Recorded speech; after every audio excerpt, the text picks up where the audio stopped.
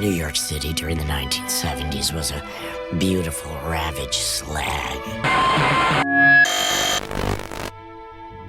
Impoverished and neglected after suffering from decades of abuse and battery. She stunk of sewage, sex, rotting fish, and day-old diapers. She leaked from every pore.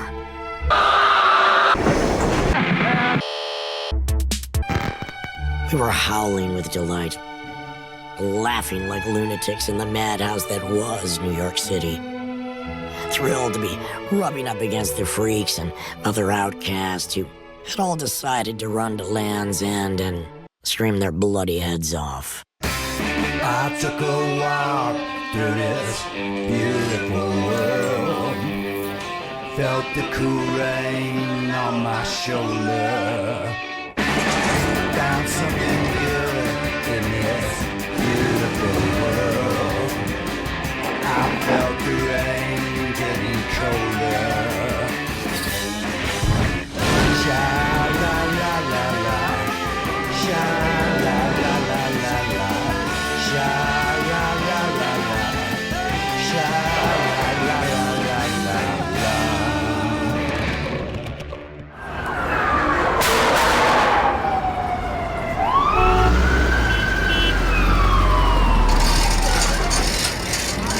Nothing but a bunch of crackhead, dope fiends, and motherfuckers.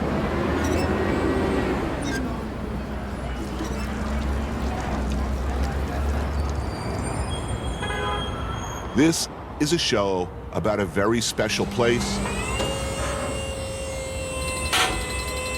a very special time, and some very special people. So much happened, so much began on New York's Lower East Side.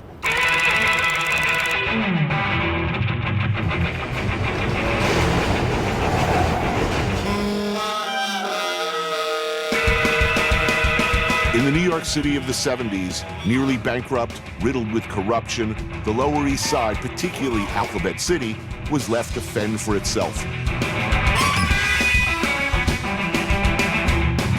Huge swaths of it abandoned, ruined, or simply empty. Much of it became an open-air supermarket for drugs, whole blocks taken over by organized drug gangs. Rents were cheap, and the neighborhood started to attract a newer, highly energized and creative group of people who wanted to make things. Music, poetry, movies, and art.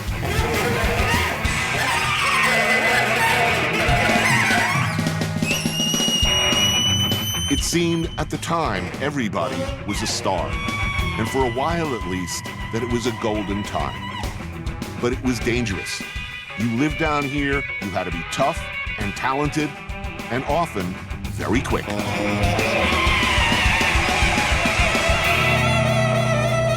Now, things are different. Very different.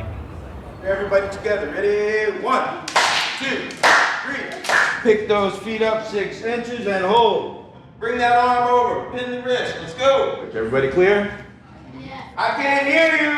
Yeah. Okay, on 3, 1, 2, 3, let's go.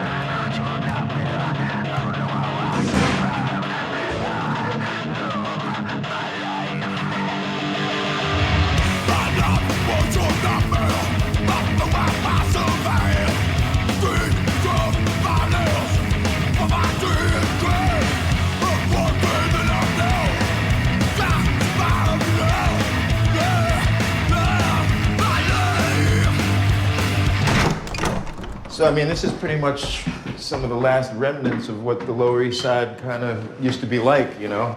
Good old school, no elevator. So you didn't live in this building? No, this wasn't the building I lived in. This is a squat, though, that actually became legal. I was actually in that building right there. When I lived in it, it was, you know, we had no windows, no front doors. You know, you'd find a door in the street, you'd put it up and chain it up yourself, you know. No running water. I used to bathe in the fire hydrant in front of the building, and I used to sleep with my pit bull so rats wouldn't get too close to me at night, you know?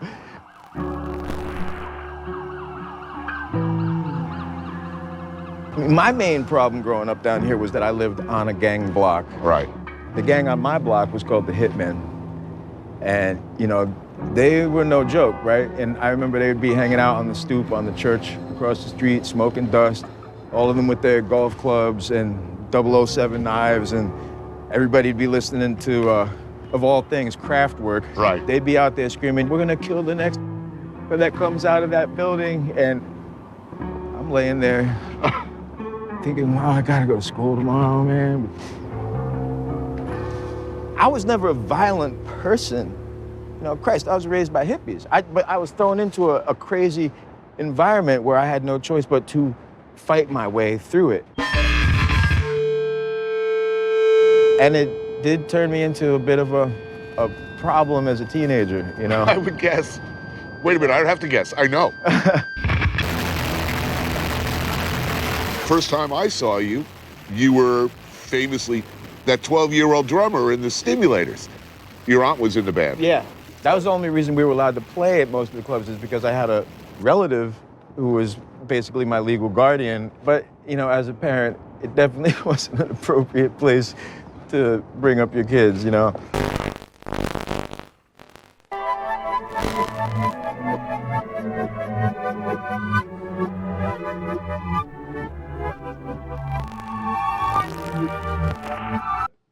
You came here first as a writer, as a poet. New York, in your mind, was where the writer's life was? Yeah, well, it was just the place that had the most stimulation. Was music even in the back of your head, or was poetry and writing? My model was Dylan Thomas there when I was a teenager, you know, so being a drunken womanizer, that was my ambition.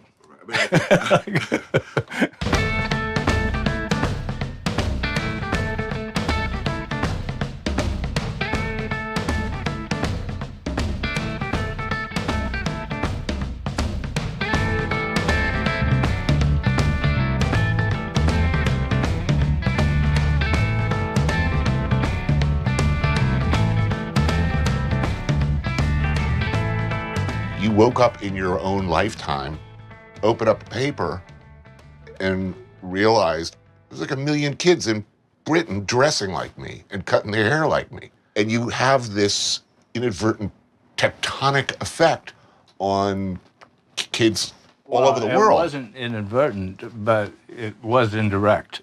I mean, I wanted to have that effect.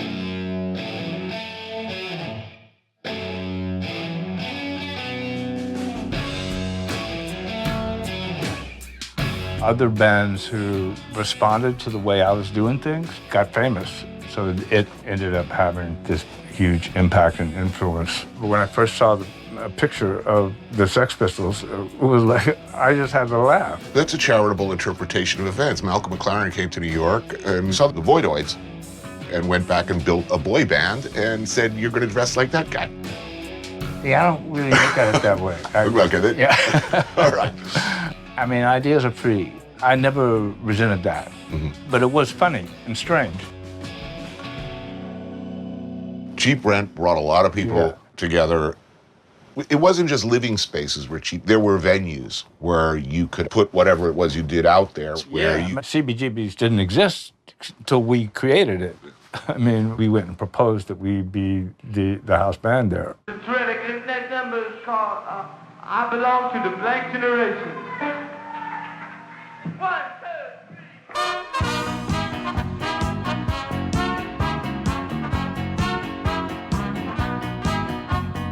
2, 3. Do we over-romanticize that period? Was it special? I think the creation of the mythology of the 70s kind of began about in the mid-90s. I can see why people who weren't there wish they were there, but it goes against all my instincts to think that way, just because the idea is we didn't like where things were, so we decided to change them.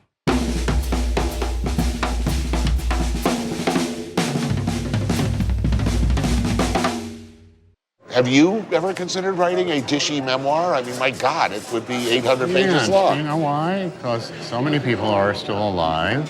I mean, people love you. Yeah. They have to say that. How can you say something mean about somebody who might be mean back at you? It's an industry. Are you kidding me?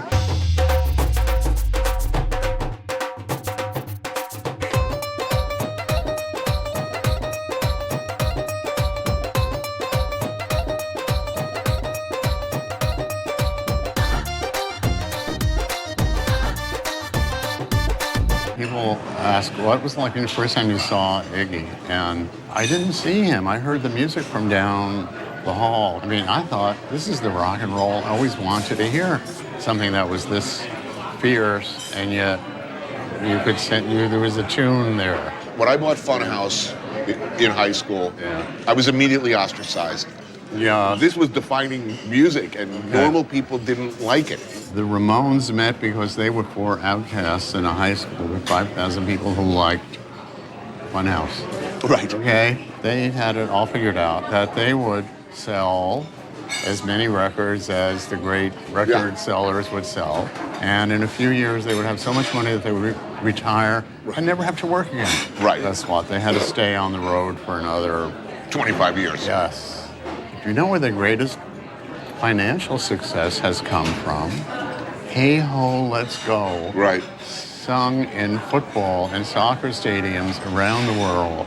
The Ramones estates are gathering in more money from 5 seconds than they ever made in the... Is that the measure of greatness or eternity? It's one of them.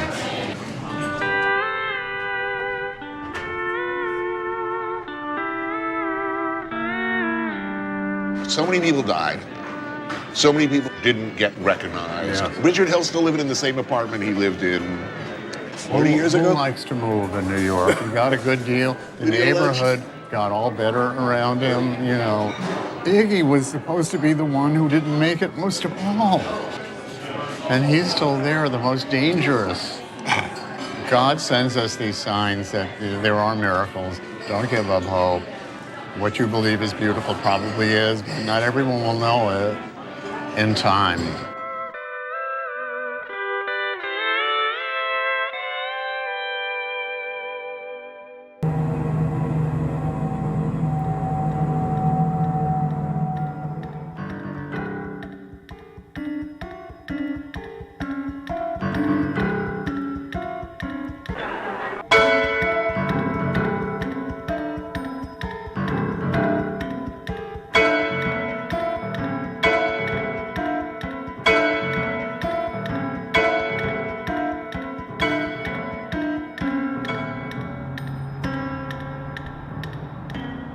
How hard was it to, if you're coming to New York, a section of New York that's completely broke, you are broke, you're going to be an artist, and not just art, but fairly confrontational. How committed do you have to be to do that, particularly at that time? I think that, contrarily, it hasn't been that hard. I feel like I've been very fortunate to have got to stay alive here. So, and I have everything I need. Look around us.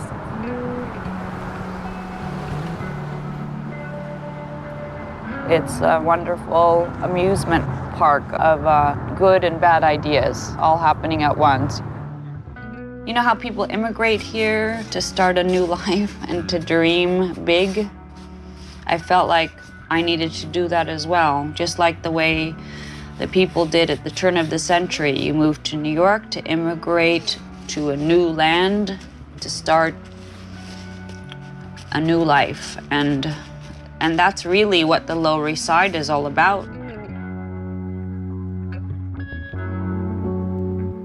Who thrilled you back then? Who was doing stuff that you just thought, holy shit, this is really incredible and inspiring? Well, gosh, luckily, my friends that I was working with were very inspiring. I loved Joe Coleman's work.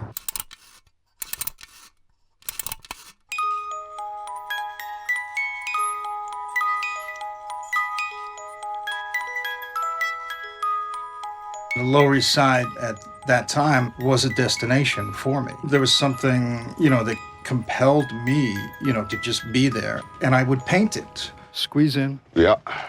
Wow. Wow. Oh, yes, you were telling me about this guy. Yeah. And here, if you want to use this. It's beautiful.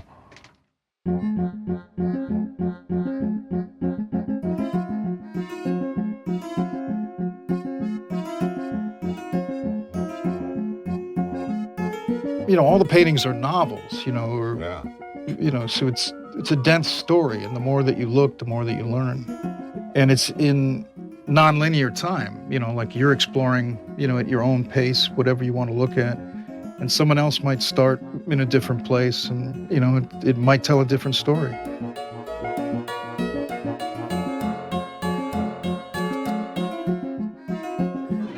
The performance art, at what point? You came to paint, or did you come to paint? No, I came to paint, but the paintings were like implosions, where I was studying the world around me and myself inside, and the performances became literal explosions.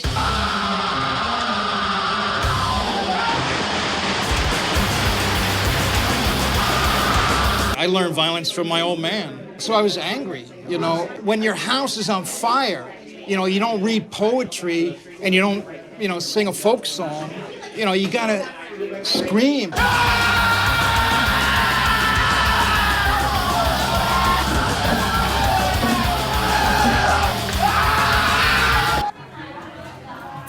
I missed all the great art of the time. I came for heroin, I came for music. Other than that, I didn't live here. But man, a lot of people didn't make it. And I remember, I guess around 1980, it was like, something is happening and no one knows what it is. You mean the AIDS? Yeah, yeah. A lot of that time exists in my mind like a dream, like an opium dream.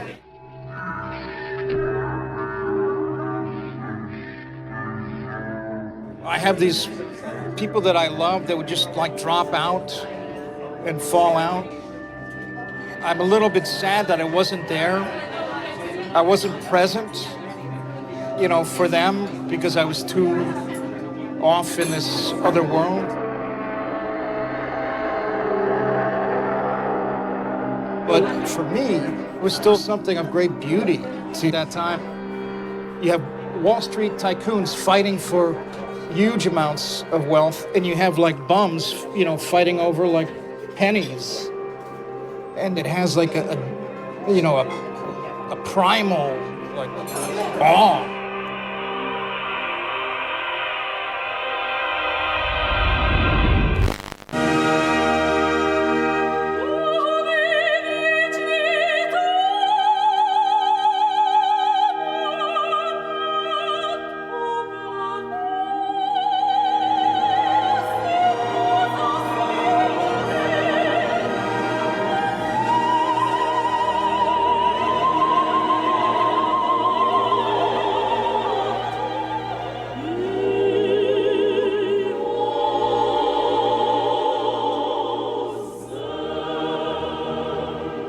This is one of the places like Keith Haring and I would love to come here. Jean-Michel would join us, and we would have good meals here on a regular. And it was consistently the exact, you know, it's great when you can go to some place, they have the exact same food. Come on, this is it. Still the same? Still exactly the same.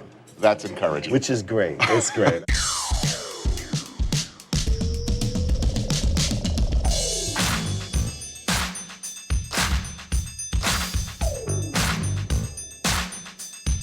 You brought hip-hop culture to a very finite number of people initially on the Lower East Side.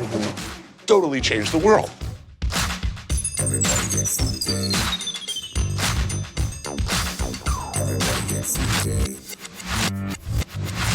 Teenagers at that time, we're doing something interesting, so I wanted to find some people that would listen to these ideas. And that's what led me to the Lower East Side and to connect with... I guess you met Glenn O'Brien. Glenn O'Brien, yeah. Hi, and welcome to TV Party. Fred, why don't you tell us a little bit about what the Holy Land looks like? I want you to know that I've been to the Holy Land. And the Holy Land is so funky. It's funky, Bella. It's funky. And through that connection is where I met all these people that listened to all these ideas I had. And that was David Byrne, Chris Stein, and Debbie Harry, and so many amazing people that were just like, yeah, tell me more.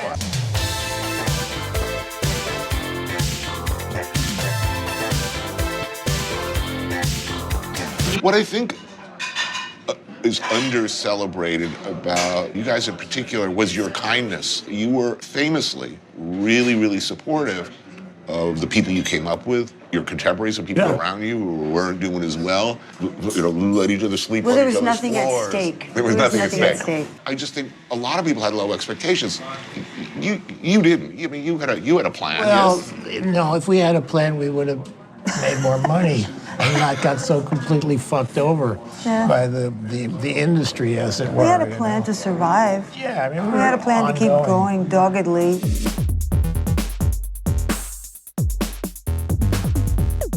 But I think the thing that was so attractive about that period was you weren't locked in to one format or one form, you know? It was just everybody was doing everything. You introduced the entirely revolutionary notion that street art was, in fact, really art. The painting that we did on the street was coming from a place that pop art came from as well, like popular culture, magazines, advertising, comics. And so some of the first people to buy paintings from me and Jean-Michel was Chris and Debbie from Blondie. And then they also commissioned me, Lee Quinones, and Jean-Michel to do sets and art and participate in their music videos, some of the very first. Your support and work with Fab Five Freddy, I mean, look at the soundtrack to the whole world now. It's hip-hop. That connection, that crossover there, you got to put considerable muscle and gravitas. I talked to all these record company guys, and I'd say 98% of them told me it was a fad. It's not gonna last. It's gonna go away in 5 years. And you recorded a song that was hugely...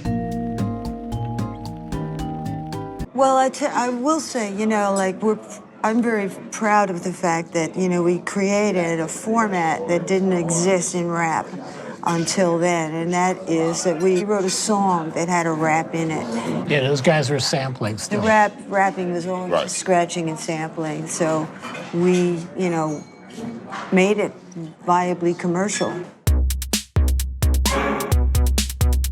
And then, you know, yet another earth-shattering event, a Wild Style. I had an idea that if we can make a movie and show that this rapping, this dancing, and this DJing was one thing.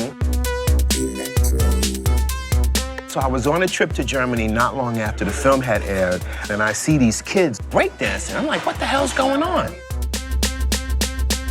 As I got closer, I noticed the moves the kids were doing were the exact same moves that the Rocksteady crew does in Wild Style. But I then knew that this was going to translate globally. I remember that film opening, and that was a nuclear bomb. And it ended up being like the second highest grossing. Second to Terms of Endearment, which not many people think about now, but yeah. And we did film, well. You gotta love that moment of corporate terror in the film industry when people are looking at the weekend grosses, and it's like, what's this? Who is this audience that did not appear in our metrics? No, it was a great, great experience.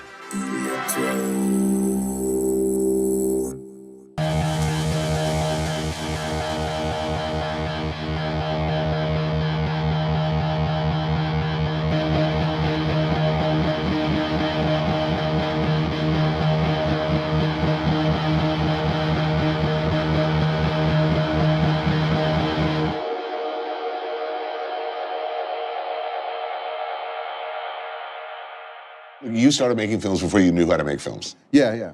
The oddball thing about it is knowing so little. Who knew that you could hire a casting director? No, it was just like, hey, you play that, you know. Hey, which one of our friends are going to be around for this? Are you going to be around next Tuesday? Because you know. I saw myself more as like an experimental filmmaker. You know, like the Godard films, for example. They were inspiring because I could say, I could do that. I owe a lot to Amos. No, I saw The Foreigner. It was amazing. It was the whole scene was there. Everybody was there. It was that was a big night. I got so charged up, and I was sure I was going to make films. And your first film was a student film. NYU Film School made a mistake, so I had a $12,000 budget for my first film. Which is enormous for the time. It was huge for me, but the root of the word amateur is the love of a form, and professional means you are doing it for money. I still hope that I consider myself an amateur, for sure.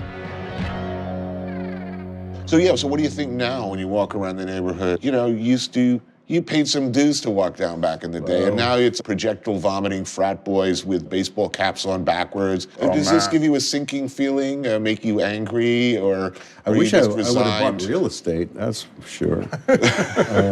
The thing that I always tell myself is look at the history of New York City, and it's always about hustling and change. And if you want it to stay the same, man, you get the wrong historical spot, because there used to be a Native American trading post on the tip of Manhattan. It's now Wall Street, you know?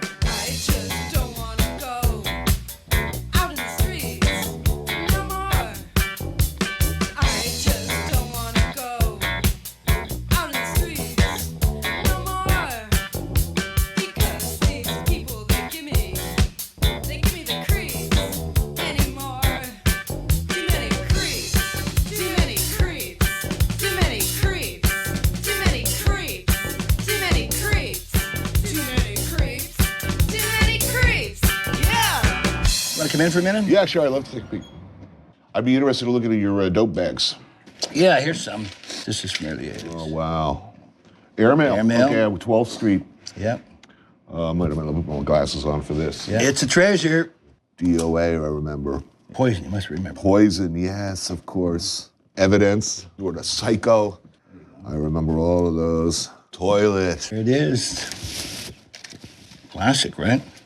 You know, you knew you were doing something bad when you bought a product called Toilet and, shot it in your arm or, oh man, memories.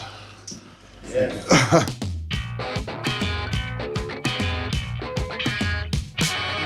I mean, basically, your reputation is the Godfather archivist of all things Lower East Side. You were here pointing your camera at stuff since the early 80s. I probably have one of the largest inner city photograph collections of anybody. I used to know everybody that went by. And that neighborhood thing is like really important to me. So I photographed the Puerto Ricans, the Dominicans, drag queens for the Pyramid Club. Basically the whole hardcore scene in '87. I was more interested like the eccentric people, the unique people. You were at the Battle of Tompkins Square Park, which is sort of the Gettysburg of the Lower East Side. I remember it had essentially become clogged with nodding junkies, right. Homeless people who'd set up a permanent camp. It was dangerous. It was genuinely dangerous.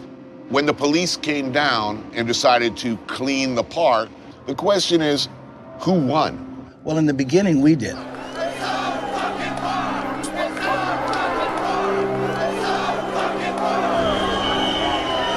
You know, you have to remember, in 1988, they couldn't close a 10.5-acre square park on the Lower East Side.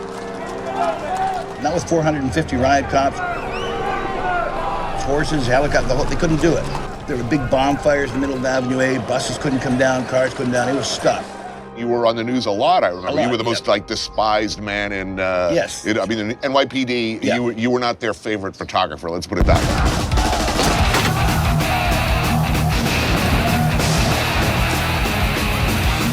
This went on for 4 years. There were multiple riots, hundreds of arrests. 4 years here, a real solid conflict. Cops eventually got organized. I remember Tompkins Square. After the police fenced it off, it was, in a lot of people's minds, the end of an era. And yeah, when they cleared off the drugs, a lot of people think, hey, great, we're now going to have a neighborhood and everything's going to be safe. And then in came the gentrification. So the whole concept of America is being wiped out. because you can't pull yourself up by the bootstraps anymore because you can't get in the game. Gentrification has affected the whole city. You have to now make a huge amount of money to be here. You know, they got skyscrapers in Midtown that are sold millions of dollars apartments and nobody lives in, and they're empty. I live in one of those big empty buildings with absentee owners. Is that all that's going to be left in New York? Yes. New York, there was always something that brought it back. But once you fill it with the corporate world, it's never going back. So we turned a corner that we will never go back again. And so it's over. It's over. It's over.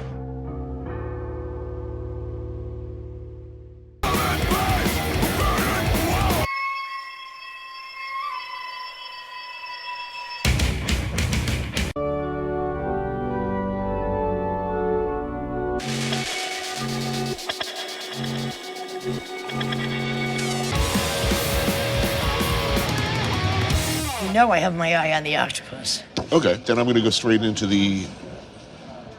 Straight. You're going to go straight. You're finally going straight. Little Oh, my God. I'm impressed. Can you verify exactly what straight means? Fuck if I know. No way, honey. Even when you're straight, you're not straight.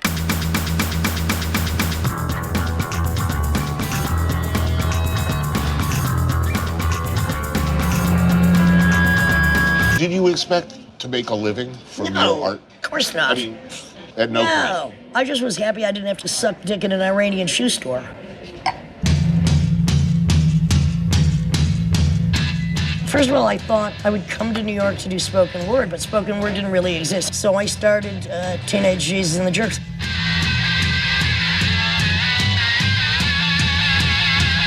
I had to really make the most hideous yet precise din I possibly could as a tantrum against all of music and all of society.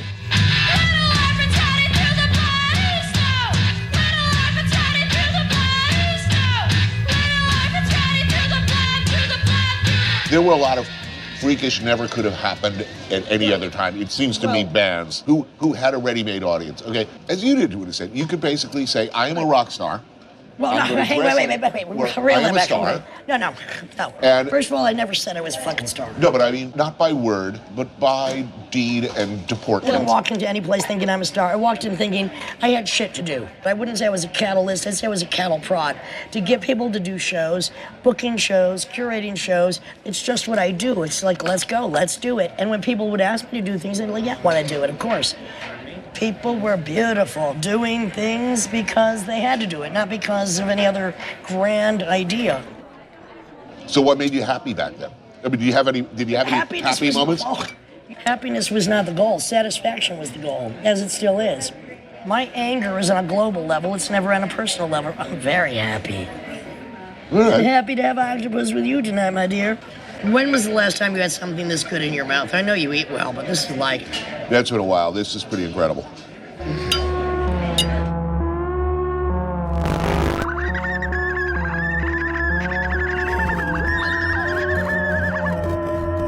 You were featured prominently in many of the best-known films of the era. Most of which sucked. I was trying to be a reflection of the reality at the time. This is why I made the films I made, especially with Richard Curtin. Just drop me off. Where are you taking me anyway? My house. So we did this horribly violent film called Fingered that was based on real things that had happened to me.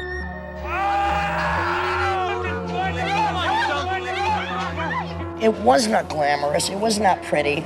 It was offensive, but I'm trying to work out my psychosexual problems because I know I'm not alone in them by making films and speeches that will address the situation that I know other people suffer from. Okay, this was a film very influential, far beyond the imaginings at the time. We didn't think that when we did it. We didn't give a shit. We just wanted to make a film and get it out there because we had to do something because we were burning and our blood was on fire.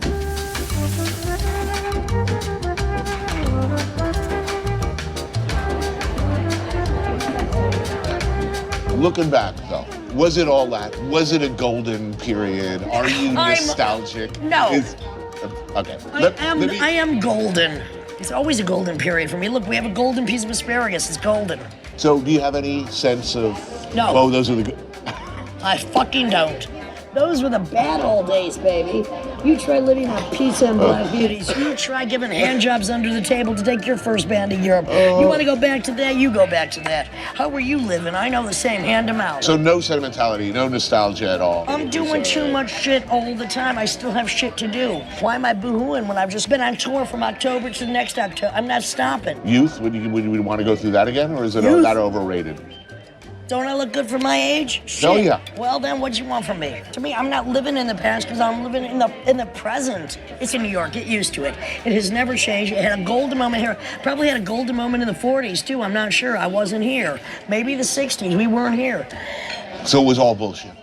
No, none of it was bullshit. It happens when it happens, and things change, and time is not what it once was, and it isn't anywhere. If you've done one thing, you're living in the past, and that's your glory day, that's your glory day. This is my glory day. I'm here talking to you eating octopus.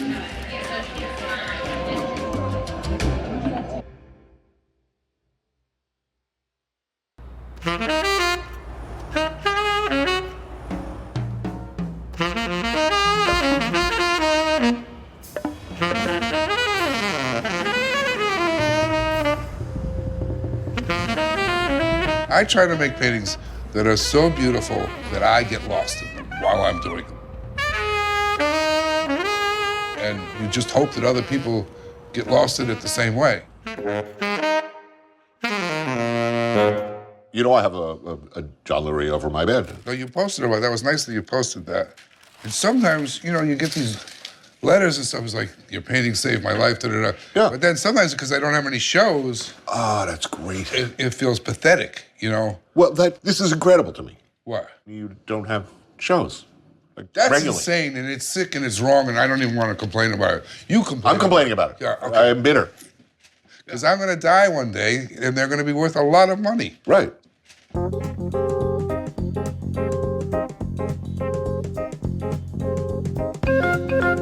How I came to New York is like I was kind of like on this Coltrane thing. I wanted to find God through music. And I started meeting all these amazing people.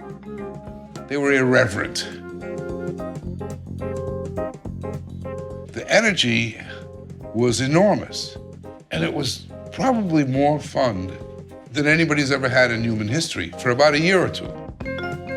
But there was no discipline, which, I mean, I like people who can play their instrument like they just found it on the street, but they can't just do it once. They gotta work on it.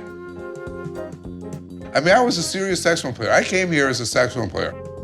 I had to hide the fact that I know, right? I had to hide. I mean, I really did. I would practice for 2 hours every day, but I wouldn't tell people. So, these are eggs, which you could get, you know, at the store. If you live in a good neighborhood, they will even deliver them to your house. And then you take water, which I know you go to all these exotic places, but they used to say that New York had the best water. That is true. You think it's still true? I haven't heard anything to say otherwise. Do you drink it? Yeah, I do. And then you boil them. And then I serve them to you. Outstanding. I am grateful and honored. Well, I'm really curious because I've seen your show and I watch you sit down and you eat like some mouse head soup and then you go, it's delicious. Just curious to see when you eat the hard-boiled egg if you're going to say this is delicious. As long as there's not like a half-term chicken fetus in there, which wouldn't be the first time for me, by the way, I'll be thrilled. I'm not eating this shit. There's a plate. Thank you. Eggs, the perfect food. Thank you, sir. Eat that. I don't think I've ever cooked for anybody before. Well, I'm honored, sir. So looking back, is there a danger of over-romanticizing that place and that time, given the downside and the body count?